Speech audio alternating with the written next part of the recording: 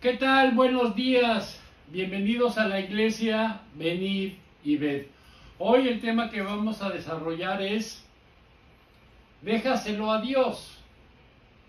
A menos que seamos perfectos, que ninguno lo es, todos tenemos cosas que tienen que corregirse, que restaurarse, que sanarse en nuestras vidas. Porque todos tenemos heridas que nos duelen, que están sin sanar, algún mal hábito que nos atormenta o un complejo que buscamos ocultar, que también es algo que nos avergüenza. La causa de todo esto está en nuestra forma de proceder al querer ocupar el lugar de Dios. Creemos que nosotros solos nos las podemos arreglar muy bien, que sabemos que es lo mejor para nosotros, igualmente lo que es malo. Queremos tener el control de nuestras vidas y esto nos lleva a tomar decisiones no muy bien intencionadas, pero que al final no traen el fruto que esperábamos y no muchas veces lo contrario, en cuanto que producimos dolor en personas a las que amamos o somos heridos por estas personas. Cuanto más inseguro es uno, más controlador se vuelve, más quieres controlar las cosas y al final termina jugando a ser Dios. Y decíamos que en nuestra vida hay momentos en el que tenemos que reconocer que no somos Dios porque no tenemos el control sobre la inmensa mayoría de las cosas que acontecen en nuestra vida, especialmente las más importantes. Podemos controlar el ser honestos, podemos trabajar duro en una empresa, pero no podemos controlar la crisis económica, el hecho de que la empresa se vaya a la quiebra y que seamos despedidos. Y todo esto se escapa de nuestro control y son la mayoría de las cosas que nos acontecen. En realidad, nuestra vida se parece al tránsito de las grandes urbes. Nosotros también tenemos tendencia a atorarnos en las relaciones, nos atoramos en malos hábitos, nos atoramos en la tristeza. A veces, cuando perdemos un ser querido o tenemos una decepción, nos estancamos en la ira. Así podríamos ver en uno tras otro ejemplo, es verdad, de situaciones que nos producen estancamiento y cuando nos estancamos comienza ese sentimiento de culpa. ¿Por qué habré hecho lo que he hecho? Después, esto da lugar a un sentimiento de ira, de debería ser capaz de cambiar. Y nos enojamos con nosotros mismos y finalmente la ira da lugar al temor. Nunca podré salir de este problema. Y entonces dejamos que en nuestra vida entre la depresión, la autocompasión, la resignación. Comienza aún más un círculo vicioso y nos estancamos. La cuestión es cómo poder salir de este círculo vicioso y decidamos que hoy vamos a considerar el tomar la decisión de entregar el control de nuestra vida, de nuestra voluntad a la guía de Dios. Dejar de buscar ese control de todas las cosas y rendirnos en los brazos de Dios y dejar que Él nos lleve. Este primer paso está basado en lo que Jesús dijo en Mateo capítulo 25. Mateo capítulo 11, versículo 28, que dice: vengan a mí todos ustedes que están cansados y agobiados, y yo les daré descanso. Carguen con mi yugo y aprendan de mí, pues yo soy apacible y humilde de corazón, y encontrarán descanso para su alma, porque mi yugo es suave y mi carga es liviana. Si entendemos bien la propuesta que nos hace aquí Jesús, se trata de nuestras cargas, de todo aquello que nos agobia, que produce cansancio en nuestras vidas, porque pesa, y no queremos entregarle las cargas a Él. No nos dice que va a tomarlas y nosotros vamos a vernos libres de toda situación, sino que nos las cambia por un nuevo yugo y una carga diferente.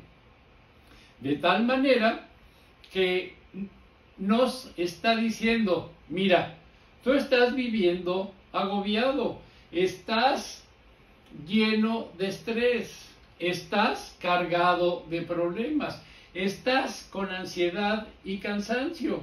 Yo te invito a que traigas todo aquello que te causa ese afán, todo ese cansancio, yo lo voy a tomar. Pero tú tienes que tomar un yugo, y esto es fácil de hacer, es ligero y te va a traer descanso. A mí me parece una buena propuesta, sobre todo cuando uno está agotado, cansado, frustrado y agobiado por nuestra situación. Y no solo con nosotros, sino con nuestras relaciones, con nuestro matrimonio, con mi empleo, con mi familia, con amigos y vecinos. Lo lógico sería pensar que todo el mundo quisiera aceptar este cambio, pero hay ciertas cuestiones que nos detienen para hacerlo. ¿Cuáles son? Pues vamos a considerar en primer lugar el orgullo. Escucha la Biblia, dice Proverbios 18:12, el orgullo acaba en fracaso. La gente orgullosa va camino a la ruina porque no admiten que necesitan ayuda. No dan el primer paso, no reconocen que tienen un problema fuera de control y siguen haciendo las cosas a su manera, una manera que ya ha demostrado que no funciona.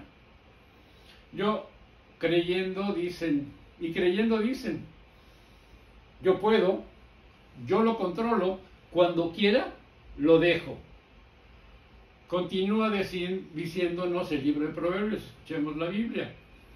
Proverbios 18, el sabio obedece lo que le manda, el necio protesta y se mete en problemas. Si tu problema es el orgullo, lo que te dice este texto es que vas a tener que recibir una gran dosis de dolor para cambiar, porque no vas a agradecer la instrucción, no vas a escuchar lo que otros te quieren decir. Tú eres de los que aprenden a golpes, a base de golpes. Por eso el necio y el orgullo termina dándose, el necio y el orgulloso termina dándose con la nariz. Perdón. Por eso, en ese sentido, vale la pena ahorrarnos el dolor, vale la pena ahorrarnos el fracaso, y antes de llegar a este punto, reconocer nuestra necesidad de Dios y entregarle el control de nuestras vidas. Una segunda cuestión que impide que hagamos esto es la culpa. La culpa se manifiesta muchas veces como vergüenza, dice el salmista. Salmo 40:12. Pues me rodean las dificultades, son demasiadas para contar. Es tal la acumulación de mis pecados que no puedo ver una salida. Suman más que los cabellos de mi cabeza y he perdido toda mi valentía. No sé si alguna vez se han sentido como el salmista. A pesar de estar en esa situación tan necesitada, te resistes a pedirle ayuda a Dios. La razón es porque te avergüenzas, te dices cosas como: ¿cuántas veces le he prometido cosas a Dios y no las he cumplido? O he hecho esto que sé que está mal y lo hice sabiendo que estaba mal. Así que ahora, ¿con qué cara me voy a presentar delante de Dios y decirle que me perdone? Él conoce todo lo que he hecho. No puedo ocultar nada. Y entonces, ¿cómo que no? Seguro me va a rechazar. Yo siento que no merezco el perdón, que no puede perdonarme lo que he hecho. Y fíjense, y con este tipo de pensamientos nos distanciamos de Dios. Pero les digo una cosa, y están equivocados, porque no solo hay pecado que Dios no pueda perdonar. Escucha la Biblia. Primera de Juan 1:9. Si confesamos nuestros pecados, Dios, que es fiel y es justo, nos los perdonará y nos limpiará de toda maldad. Dicho de otra forma, pecado confesado, pecado perdonado. Dios ya lo sabe, Dios conoce todos nuestros pecados, pero Él quiere que tengamos el valor de decirle: Señor, fallé en esto, pequé en esto, perdóname. Y muchas veces le estamos dando la vuelta con ese pecado que nos da vergüenza y no se lo presentamos a Dios. Es que Dios está deseando hacerlo. Él nos está llamando a traer nuestros pecados y Él nos invita a confesarle nuestros pecados.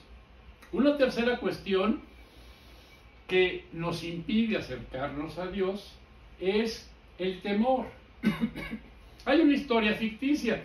Es un hombre que cae en un precipicio y alcanza a cogerse de una rama adherida a la pared del macizo y observa que está a 9 metros de altura y empieza a gritar: ¡socorro, ayúdenme! Y de repente escucha una voz que viene del cielo, que le dice: hijo mío, estoy aquí para ayudarte, suéltate, yo te tomaré en mis brazos. Y entonces él vuelve a mirar hacia abajo, él vuelve a mirar hacia arriba y grita: por favor, ¿hay alguien más ahí? Bueno, la cuestión es que antes de descansar en Dios, buscamos otro tipo de solución, es decir, buscamos a Dios como último recurso. Si no hay otra forma de hacerlo, entonces sí. Primero vamos con el chamán, después vamos a que nos lean las cartas, quizá que nos hagan una limpia, que tantas y tantas supersticiones, me voy a poner el lacito rojo y me voy a traer el cuarzo. Y cuando nada resulta, por último, nos acercamos a Dios. Como que vamos aplazando el hecho de la rendición, de tener que descansar en Dios y confiar en Él. Pero, sin embargo, hay otro tipo de miedo que nos afecta y que nos impide acercarnos a Dios, y es el miedo de perder la libertad, el control de nuestras vidas. Y hay muchas personas que empiezas a platicarles de Dios, que les empiezas a dar el plan de salvación y te dicen: no, sabes que yo ahorita no estoy preparado, yo quiero seguir dándole mundo al cuerpo, quizá cuando ya esté viejito me arrepienta para estar completamente alineado.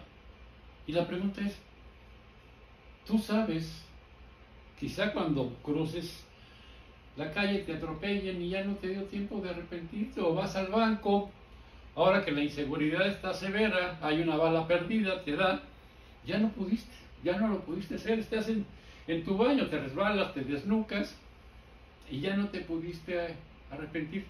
Todo por no querer dejar tu vana forma de vivir. En realidad estamos sirviendo a alguien o tendremos que servir a alguien. Jesús nos dice, escucha la Biblia, Juan 8:34. Jesús les respondió, de cierto os digo, que todo aquel que hace pecado, esclavo es del pecado.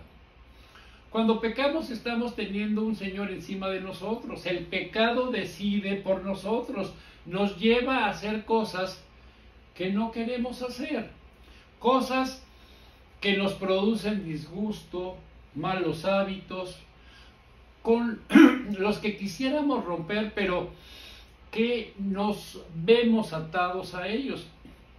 El pecado se enseñorea de nosotros, dijo Jesús. Escuchemos la Biblia. Juan 8:32. Conocerán la verdad y la verdad os hará libre. Y poco más adelante aclara nuevamente, escuchemos la Biblia. Juan 14:6. Yo soy el camino, la verdad y la vida. Hay un malentendido que nosotros lo aplicamos ventajosamente, confundiendo la libertad con el libertinaje. Muchas veces la gente entiende libertad como hacer lo que a mí me dé la gana. Pero eso no es libertad. Eso sería un abuso. Porque muchas veces hacer lo que me da la gana es lo que ha producido que yo esté herido. Es aquello que ha pasado por encima de mis derechos. Es aquello que ha hecho que nos sintamos culpables. Porque mucha gente a nuestro alrededor está molesta, está herida, está afectada. Si tenemos miedo a renunciar a un montón de cosas, no se preocupen por ese tipo de cosas. Simplemente pidámosle la ayuda a Dios, invitémoslo a que tome el control de nuestra vida. Y Él pondrá en orden nuestras prioridades y empezaremos a ver con ciertas cosas cómo pierden todo su valor. La cuarta cuestión que nos aparta de Dios es la duda. Si somos de los que decimos, me gustaría creer, me gustaría tener la fe que tú tienes, pero no tengo esa fe, o mi fe es tan pequeña. Un hombre de la Biblia que su hijo estaba sufriendo, estaba siendo atormentado, viene a Jesús para que lo sane, porque había escuchado que Jesús sanaba a las personas. Y ocurre que no estaba Jesús. Entonces sus discípulos, que habían visto cómo Jesús sanaba, toman la iniciativa y quieren realizar el milagro, pero no lo consiguen. Jesús llega ahí y el padre, al verlo, corre a él y le explica la situación y le cuenta de su hijo cómo era atormentado. Un demonio lo sacudía, lo echaba sobre el fuego, le hacía todo tipo de maldades, y entonces no había solución para aquello y buscaba una salida. Entonces dice, si puedes hacer algo, ten compasión de nosotros y ayúdanos. Y Jesús le responde a ese padre con las siguientes palabras. Jesús le dijo, ¿cómo que si puedes? ¿Cómo si yo puedo hacer algo para el que cree? Todo es posible. Entonces el padre del muchacho gritó, yo creo, ayúdame a creer más. Mira, yo traje a mi hijo, a tus discípulos, y ellos no pudieron. No le eches la culpa a otros. Somos expertos en culpar a otros de todo lo que nos pasa. Uno fracasa en la escuela porque los papás no estuvieron encima, o porque no me prohibieron salir a la calle a jugar con mis amigos, o porque cuando les desobedecía no me castigaban, o porque al final el maestro era bueno, era malo, no le caía bien, o porque los otros compañeros me molestaban. Alguien tiene la culpa siempre. Muchas veces es mi esposa, mi esposo, que no me entiende, o que me exige demasiado, o quien sea. Culpamos a la sociedad, culpamos al gobierno, culpamos a Dios, a todo el mundo, menos asumimos nuestra responsabilidad. Y aquí Jesús confronta al hombre con su responsabilidad. No busques fuera de ti. La cuestión es si tú crees. Si tú crees, todo es posible. Entonces el Padre expresa un rayo de luz. Creer, algo creo, pero ayúdame a creer más. Y la cuestión, ¿sabes cuál es? Que no necesito creer más. No necesito tener más fe. Para que Jesús realizara el milagro con la fe que tenía, fue suficiente para que su hijo sanara. La Biblia dice que si tienes fe como un grano de mostaza, dice Jesús que puedes mover montañas. El grano de mostaza es muy pequeño. Muchas veces nosotros pensamos que tenemos una gran fe, pero nos estamos equivocando, y muchas veces la respuesta que esperamos, pronta y positiva, no llega. ¿Por qué? Porque ni siquiera llega a estar tan pequeña como un grano de mostaza. Porque no es el tamaño de nuestra fe lo importante. Podemos tener una gran fe en una mentira, en algo falso, y no va a ocurrir nada. Por mucha fe que tengamos, por mucho que lo deseemos, que lo esperemos.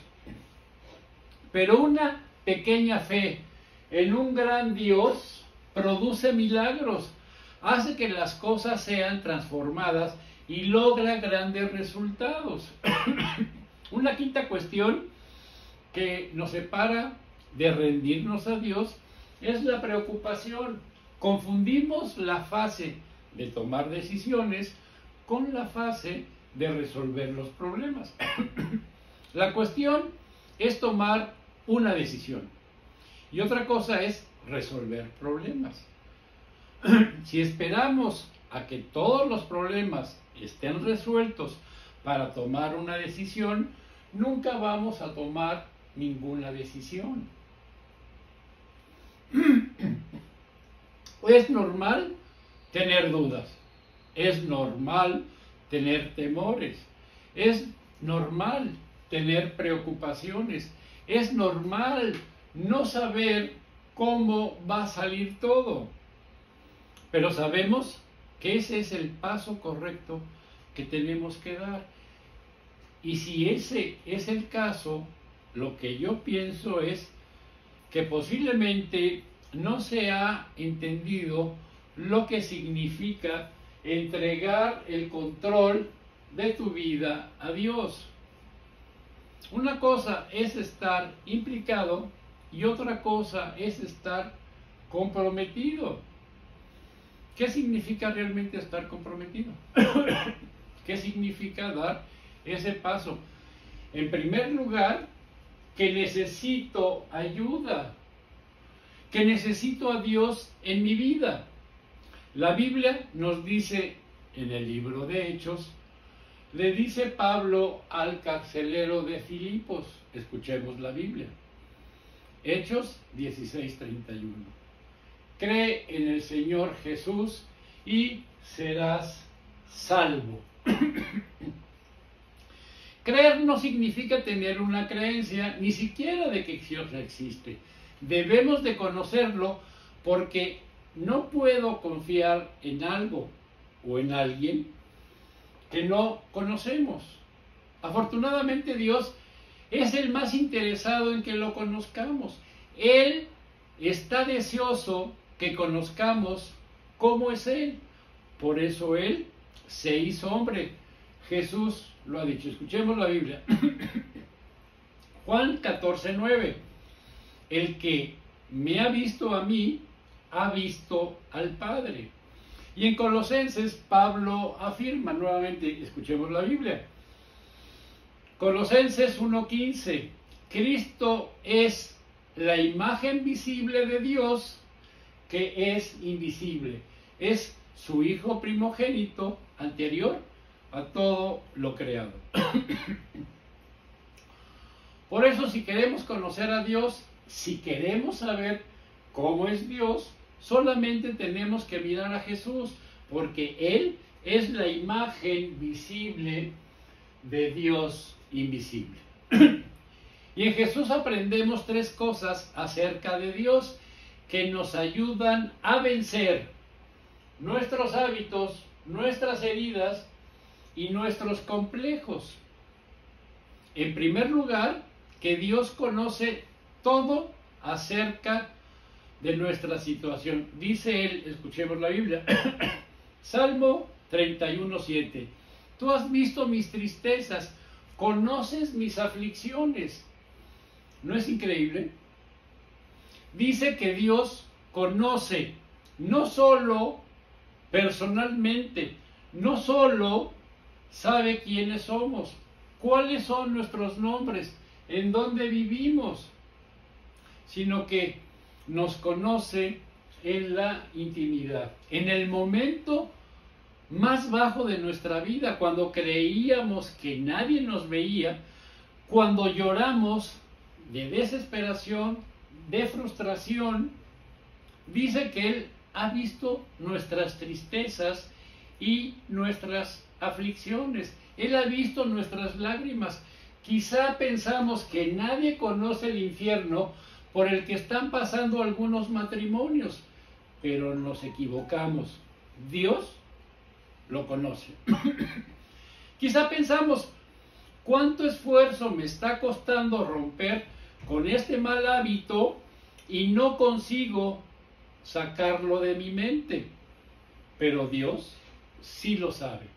Quizá pensamos que nadie conoce la depresión o el temor por el que estamos pasando, pero Dios lo conoce.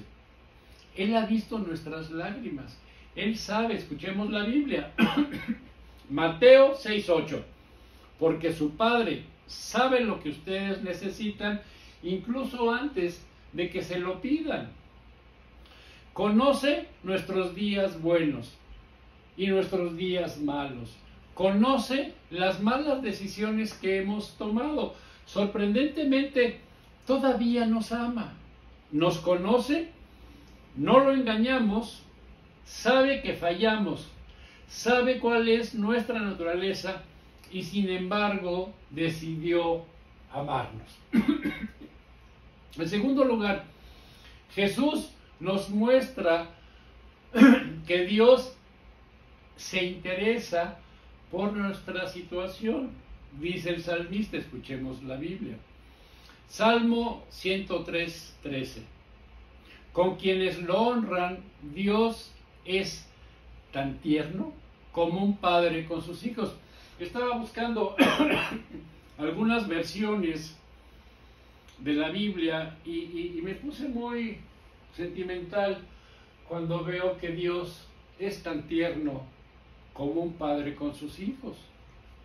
Dios sabe que estamos hechos de barro, que somos frágiles, que no somos superhombres, y Dios desea ser el Padre que muchos nunca han tenido. Y no es nada más el hecho de que no esté físicamente el padre, porque hay padres presentes que están ausentes, que no expresan ninguna emoción a sus hijos, que lo único que saben dar es dinero, pero no conocen el afecto, no conocen la atención, no conocen la necesidad de los hijos.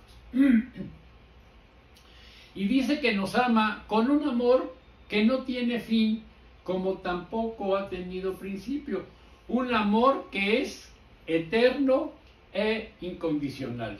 Porque no se basa en lo que hacemos.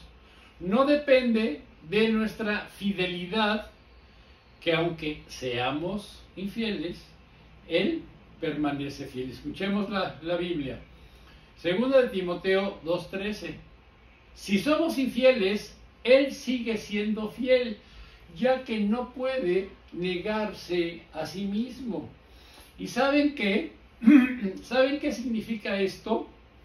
Que Él no va a negar su naturaleza, y Dios es amor. En 1 de Juan 4:16 dice, y nosotros hemos llegado a saber y creer que Dios nos ama. Dios es amor. El que permanece en amor, permanece en Dios y Dios con él. Su naturaleza es amar, y Él no va a negar esto, sino que Él nos va a seguir amando. La tercera cosa que nos muestra Jesús es que Dios puede cambiar nuestra vida y nuestra situación. En algunas veces Él va a cambiar las dos, pero no lo va a hacer si nosotros. Él está esperando que demos un paso de confianza, de fe, que le abramos la puerta de nuestro corazón para completar con su poder lo que le falta a nuestra debilidad. Dice Pablo a los Efesios, escuchemos la Biblia. Efesios 1:18. Pido a Dios que ilumine vuestra mente para que sepáis cuán grande y sin límites es su poder, el cual actúa en nosotros los creyentes. Este poder es el mismo que Dios mostró con tanta fuerza y con tanta potencia cuando resucitó a Cristo. Si Dios puede levantar a Cristo, si Dios pudo levantar a Cristo de entre los muertos, nuestro problema, cualquiera que sea, no es tan difícil. Es más fácil que levantar a un muerto. Por eso Dios puede restaurar una relación rota. Él puede levantar a una persona que esté mal de salud. Él puede hacerte libre de una adicción. Él puede ayudarte a cerrar la puerta de tu pasado para que esos recuerdos dejen de perseguirnos, si solo confiamos en Él. Marcos nos dice, escuchemos la Biblia. Marcos 10:27. Jesús los miró y les contestó, para los hombres es imposible, pero no para Dios, porque para Él no hay nada imposible. Lo primero que tenemos que hacer es reconocer que necesitamos ayuda. Necesitamos a Dios en nuestra vida. Dios ya conoce nuestra situación y se interesa por nosotros y tiene todo el poder para cambiar nuestra situación en nuestras vidas. Un segundo paso que implica el rendirse a Dios es aceptar la palabra de Dios como nuestra norma de vida. La Biblia no es un libro para llenar la repisa de nuestra librería, sino es el manual del fabricante. Y vemos cuando se compra un coche, cuando se compran electrodomésticos o todo tipo de equipo cibernético, necesariamente necesitamos ver el manual. ¿Por qué? Porque Así nos va a durar más el equipo, porque nos alerta de las cosas que no debemos de hacer y así nos va a durar más. Bueno, pues la Biblia es un manual de instrucciones. Dios nos ha dicho todo lo que necesitamos para que nuestras vidas sean felices. Nos ha dado mandamientos para protegerlos. Muchas veces las personas piensan, híjole, Dios nos puso estos mandamientos y me hace la vida difícil.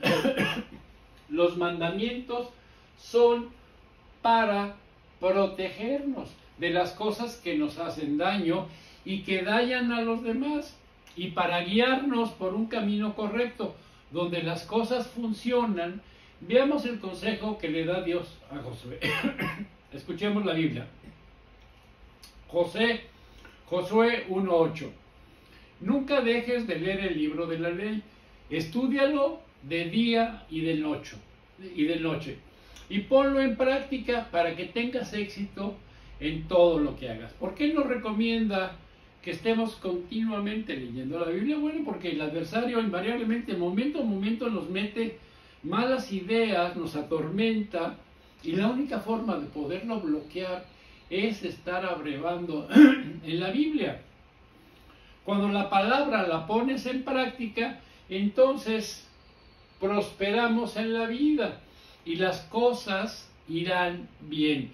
Y cuando queramos hacer algo, acertaremos, no nos vamos a equivocar.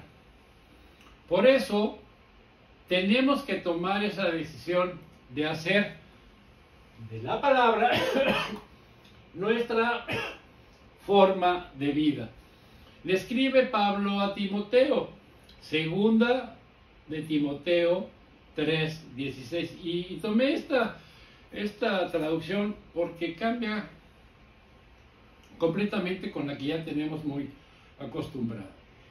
Toda la escritura es un mensaje enviado por Dios y es útil para enseñar, para reprender, para corregir y mostrar a la gente cómo vivir de la manera que Dios manda.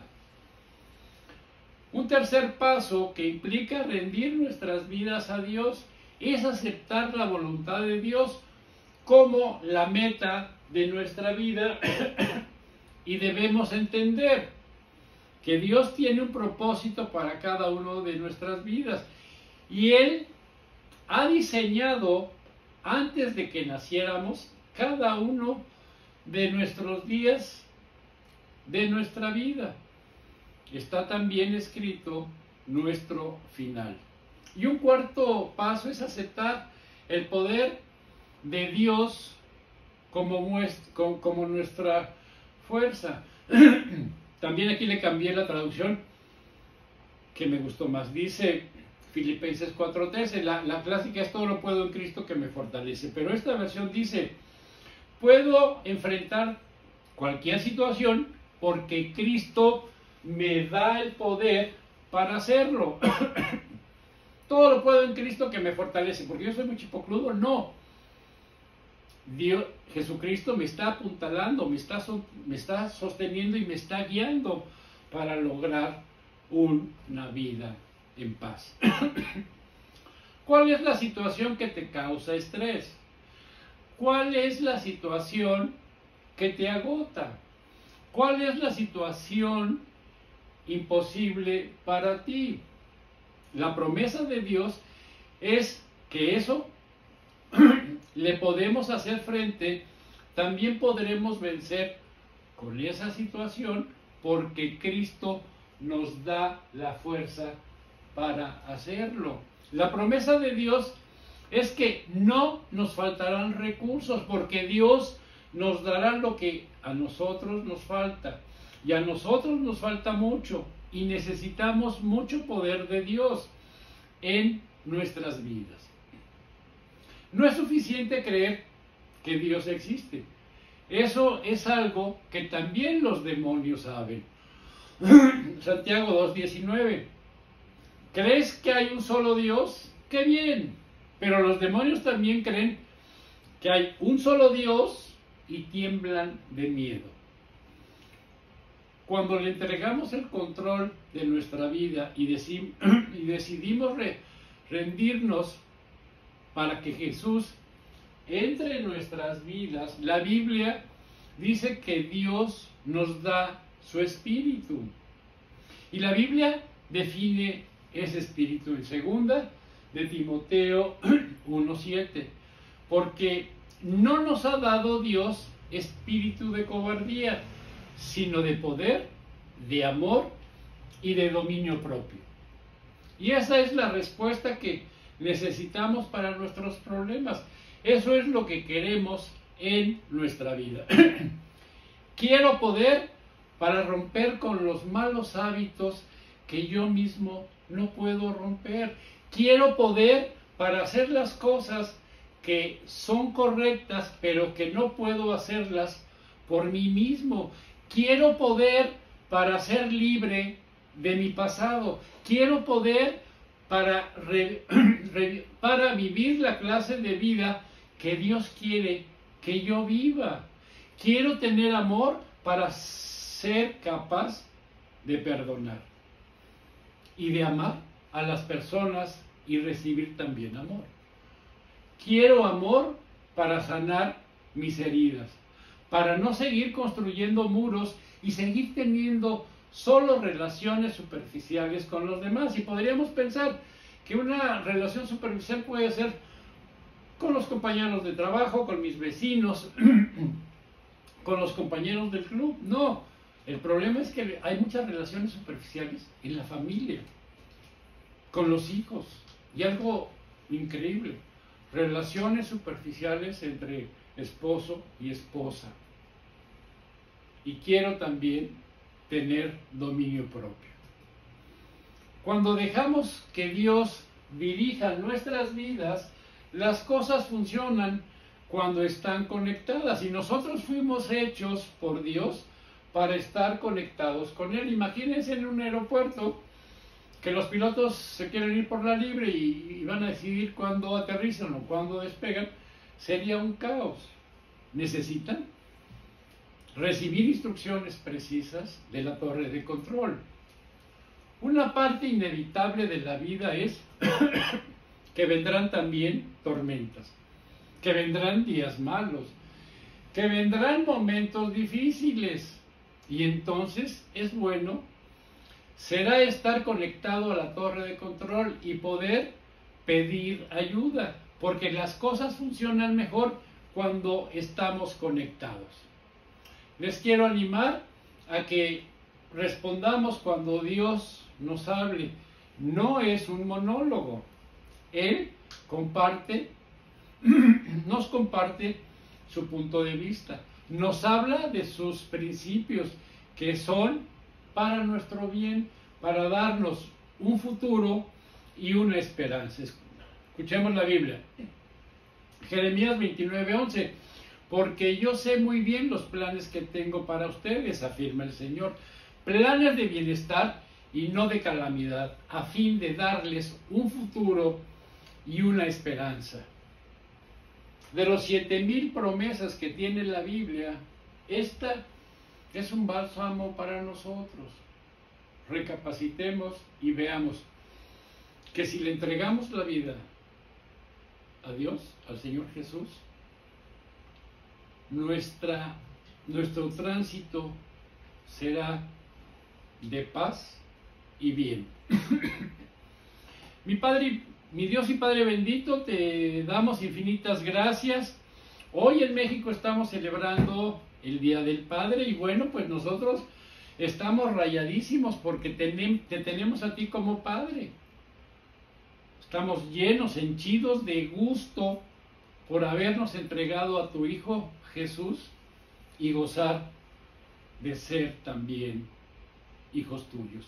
Y bueno, vuelvo a reiterar el Salmo 103:13 que dice el salmista: con quienes lo honran, Dios es tan tierno como un padre con sus hijos. Y nos estamos apropiando de tener ese Padre tierno que eres tú. recibe un abrazo y un apapacho muy cálido de parte de nosotros. Recíbelo en el nombre de tu Hijo amado Jesucristo. Amén. Gracias y buenos días.